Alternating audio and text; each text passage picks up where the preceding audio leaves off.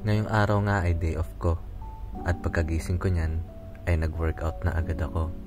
Dahil alam nyo naman tayo mga OFW ay kailangan natin maging malakas para sa pamilya natin at ma-maintain natin yung pagiging healthy natin. Ako nga pala si Alfred, barista dito sa bansang Kuwait. Tara, samahan nyo ako ngayong araw. Sa mga nagtatanong nga po pala na kung magkano ang sahod ng barista dito sa bansang Kuwait, ay hindi ko po kayo masasagot. Gawa ng hindi ko alam kung panghihinaan ba kayo ng loob o hindi. Dahil iba-iba tayo ng expectation dito sa bansang pinuntahan natin o pupuntahan natin. Dahil ako, ang binunta ko dito bukod sa sahod ay knowledge, para mas marami akong matutunan tungkol sa kape.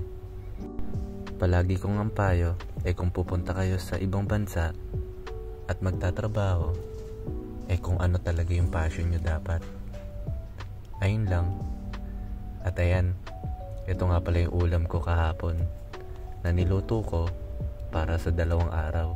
Nilalagay ko siya sa chiller. Minsan pagka konti na lang, nilalagay ko sa freezer kasi one time nasiraan ako at sobrang nanghinayang ako. Sarap na sarap nga pala ako sa luto ko niyan. At favorite ko yan, adobong manok na may mga nilagang itlog. Ngayong araw nga, niyaya ako ng kaibigan natin na si Kim na pumunta sa Pampang para manghuli ng alimasag at iba pa. Ayun nga, naglakad kami ng medyo malayo simula accommodation hanggang dun sa Pampang. Ayun nga, tanaw ko na yung Pampang at yung amoy ng dagat. At ito, sobrang tahimik nga dito at public naman siya. Pwede rin manghuli ng isda at iba pa. Buti na lang talaga kasama namin to si Kim, dahil ako di ako marunong manghuli ng isda or kahit anong seafood dyan.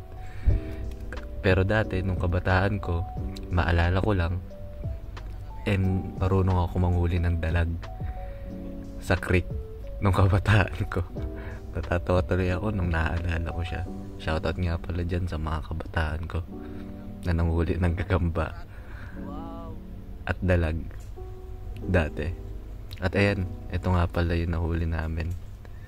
Ang tawag ko tuloy kay Kim ay Crab King. Crab Kim. Ayun, siya na rin pala yung nagluto ng squid. May nahuli pala kami, binato nila. Swerte dahil minsan lang daw nakakahuli ng squid doon sa Pangpang. At ayan, tamang kainan na. At dumating na yung mga ibang bisita.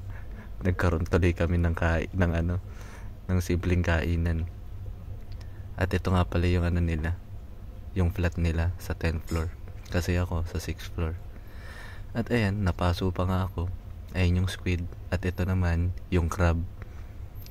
Medyo malaki at malaman din naman. Tumutulo-tulo pa. Sarap na sarap ako dyan, promise. At ito yung parang tahong.